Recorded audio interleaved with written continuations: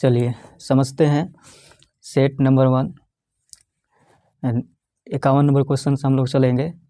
इसमें GK GS हम लेकर चलेंगे, मैथ को बाद में करा दिया जाएगा, पहले जीके जीएस समझ लीजिए। चलिए पहला पढ़ते हैं। पौधों के नस्ल में सुधार करने का लक्ष्य उत्पादित करना है। क्या करना है? पौधों के नस्ल में सुधार करने का लक्ष्य उत्पादित करना है। ऑप्शन देखते हैं। ऑप्शन यहाँ पर हम देखेंगे, ऑप्शन आप लोगों को देख रहा होगा। ऑप्शन ए रोग मुक्त प्रजातियाँ, ऑप्शन बी अधिक उपज देने वाली प्रजातियाँ, ऑप्शन सी शीघ्र परिपक्व होने वाली प्रजातियाँ, ऑप्शन डी ये सभी। तो इस ऑप्शन का आंसर हो जाएगा ये सभी। ठीक है, चलिए अगला क्वेश्चन चलते हैं। निम्नलिखित में से कौन द्विक्षारक अम्ल है? तो इसमें ऑप्शन दे रखा है। ऑप्शन ए HCl अम्ल, ऑप्शन बी H3PO4, ऑप्शन 3 दे रखा है HNO3 और ऑप्शन डी दे रखा है H2SO4। तो ऑप्शन इसका क्या हो जाएगा? डी हो जाएगा। इसका आंसर क्या हो जाएगा? चलिए अगला क्वेश्चन देखते हैं। निम्न में से कौन प्रोपेनोइक अम्ल है? प्रोपेनोइक अम्ल कौन सा है? तो ऑप्शन ए नंबर देखा है CH3 COOH2 CH2 CH3। Option B दे रखा है, मॉडल में दे रखा है इसको, संरचना सूत्र में इसको देख लीजिएगा। ऑप्शन दे रखा है CH3 CH2 और COOH और ऑप्शन सी दे रखा है आपका CH3 CH3CO CH3। इनमें से कोई नहीं है। तो इसका ऑप्शन नंबर क्या हो जाएगा? तो ऑप्शन नंबर इसका हो जाएगा बी। ठीक, चलिए अगला क्वेश्चन समझते हैं। इसमें दे रखा है 54 नंबर। मिट्टी का घर गर्मियों के मौसम में ठंडा तथा जाड़े के मौसम में गर्म होता है क्योंकि ऊष्मा का क्या होता है? यानी कि क्योंकि मिट्टी ऊष्मा का होता है, कुचालक होता है, सुचालक होता है और अर्धचालक होता है। तो कौन हो जाएगा? तो ये जो होता है ऊष्मा का, मिट्टी जो होता है, आप सबको पता है मिट्टी जो होता है ऊष्मा का क्या होता है? तो ऊष्मा का कुचालक होता है। ठीक है, ऑप्शन बी। चलिए अगले क्वेश्चन पर आते हैं। अगला क्वेश्चन दे रखा है आपको। अगला क्वेश्चन दिख नहीं रहा होगा, रुकिए हम दिखाने की कोशिश कर रहे हैं। देखिए अगला क्वेश्चन पढ़ते हैं। अगला क्वेश्चन दे रखा है कि निम्नलिखित में से कौन ह्विटकर के वर्गीकरण में अकशेरुकी जीवों में से नहीं है? ऑप्शन ए दे रखा है मोलस्क, ऑप्शन बी दे रखा है एनिलिड्स, ऑप्शन सी दे रखा है पैलिनी हेलिमिन्थेस और डी दे रखा है प्रोटोजोआ। इसका आंसर हो जाएगा ऑप्शन डी।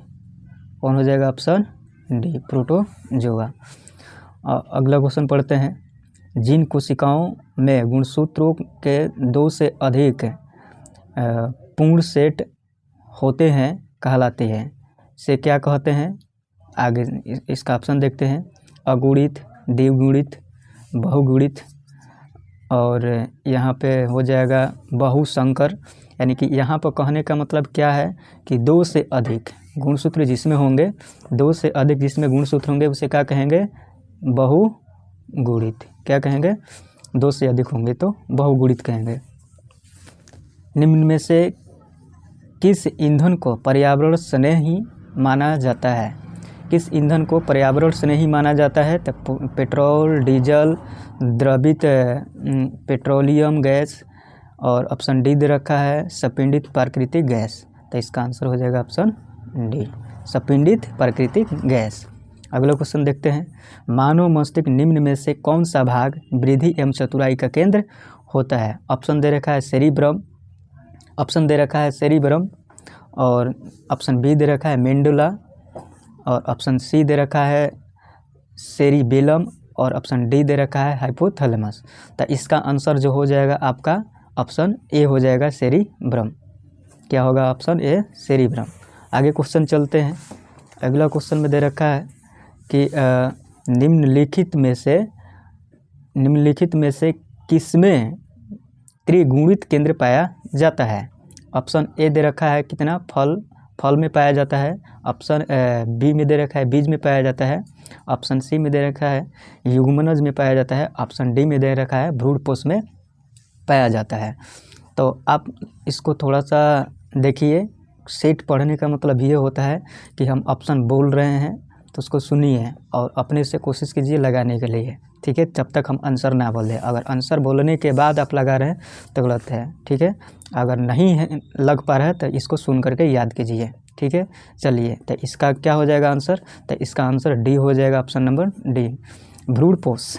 चलिए आगे क्वेश्चन देखते हैं। अगला क्वेश्चन है, कोई कण एक समान चाल से एक वृत्त के अनुदिश गति कर रही है, कण की गति है। ऑप्शन दे रखा है, सोचिएगा। ऑप्शन ए दे रखा है एक विमीय या एक आयामी, दूसरा ऑप्शन दे रखा है द्विविमीय या दो आयामी, तीसरा ऑप्शन दे रखा है स्थानांतरित और चौथा ऑप्शन दे रखा है दोलन, ठीक है। तो इसका आंसर हो जाएगा द्विविमीय, ऑप्शन नंबर बी।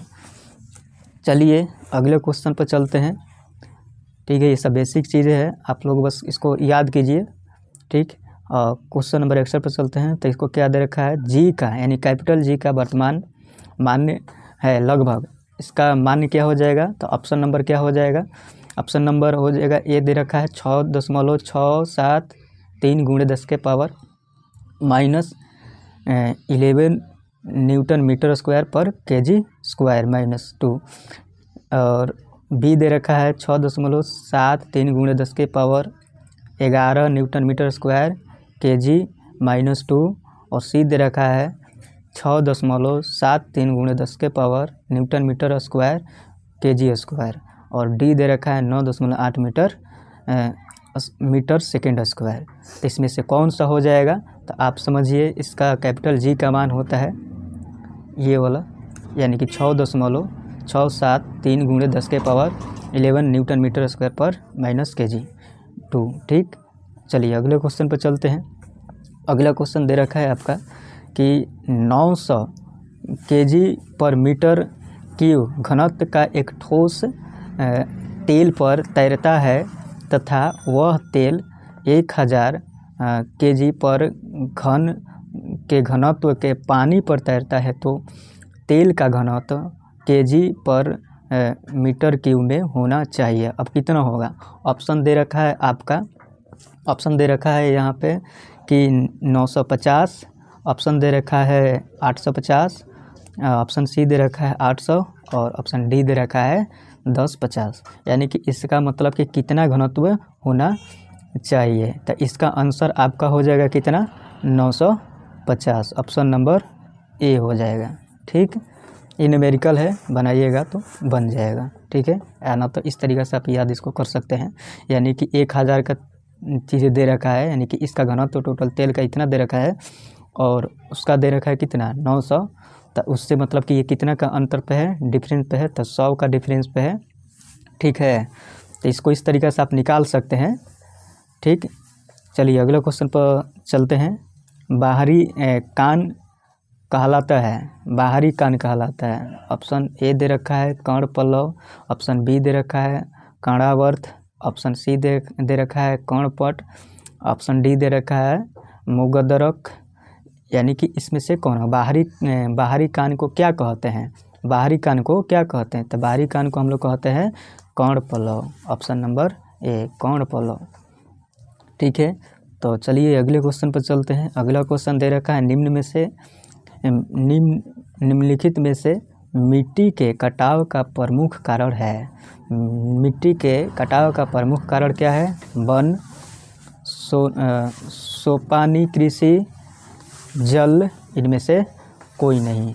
तो कौन हो जाएगा? यानी कि ऑप्शन दे रखा है कौन? वन, सोपानी कृषि, जल, इनमें से कोई नहीं। तो इसका हो जाएगा मिट्टी का कटाव का कारण है जल। ये तो सब दिख रहा है ऐसे ही। चलिए पृथ्वी, अगला क्वेश्चन पर चलते हैं। अगला क्वेश्चन क्या दे रखा है? देखिए, पृथ्वी के वायुमंडल में कार्बन गैस की मात्रा कितनी होती है? ऑप्शन आपको दिखा, ऑप्शन दे रखा है इसका 0.0003, ऑप्शन बी दे रखा है 0.02, ऑप्शन सी दे रखा है 0.04, ऑप्शन डी दे रखा है 0.06। इसका क्वेश्चन था, एक बार फिर से सुन लीजिएगा, क्वेश्चन को सुन लीजिए एक बार। पृथ्वी के वायुमंडल में कार्बन गैस की मात्रा कितनी सुनिए, पृथ्वी के वायुमंडलीय में कार्बन गैस की मात्रा कितनी होती है? ऑप्शन ए दे रखा है 0.003 और ऑप्शन बी दे रखा है 0.02, ऑप्शन सी दे रखा है 0.04, ऑप्शन डी दे रखा है 0.06। तो इसका ऑप्शन नंबर ए हो जाएगा। चलिए अगले क्वेश्चन पर चलते हैं। दे रखा है प्रथम पृथ्वी सम्मेलन का आयोजन कहाँ किया गया था? ऑप्शन में दे रखा है रियो डी जेनेरियो में, ऑप्शन बी दे रखा है लंदन, ऑप्शन सी दे रखा है न्यूयॉर्क, ऑप्शन डी दे रखा है जोहान्सबर्ग। तो इसका ऑप्शन कौन सा हो जाएगा? Rio de Janeiro. ठीक है, ऑप्शन नंबर ए। सलाल जल विद्युत परियोजना भारत के किस राज्य या केंद्र शासित प्रदेश में स्थित है? Option number A Himachal Pradesh, option number B Punjab, option number C Bihar, option number D Kashmir. तो इसका ऑप्शन नंबर हो जाएगा कश्मीर। सलाल परियोजना जो है कहाँ है? कश्मीर में। अब समझिए क्वेश्चन नंबर 68। प्रतिरोध का सूत्र होता है। ठीक है, प्रतिरोध का सूत्र क्या होता है? ऑप्शन दे रखा है R बराबर V बटा I, R बराबर 1/V होता है I बटा V। ऑप्शन नंबर बी दे रखा है R बराबर VI, ऑप्शन नंबर सी दे रखा है R बराबर V बटा I दे रखा है, ऑप्शन नंबर डी दे रखा है इसमें से कोई नहीं। यानी कि इसका आंसर कौन सा हो जाएगा? प्रतिरोध का सूत्र होता है। प्रतिरोध का सूत्र क्या होता है? आप लोगों को पता होगा V बराबर IR होता है। ठीक है, लेकिन इसको थोड़ा इधर उधर कीजिएगा तो इसका आंसर कौन सा आ जाएगा? ऑप्शन नंबर सी है, यानी कि V बराबर IR होता है तो इसको उलट पलट करें तो V बटा में I हो जाएगा।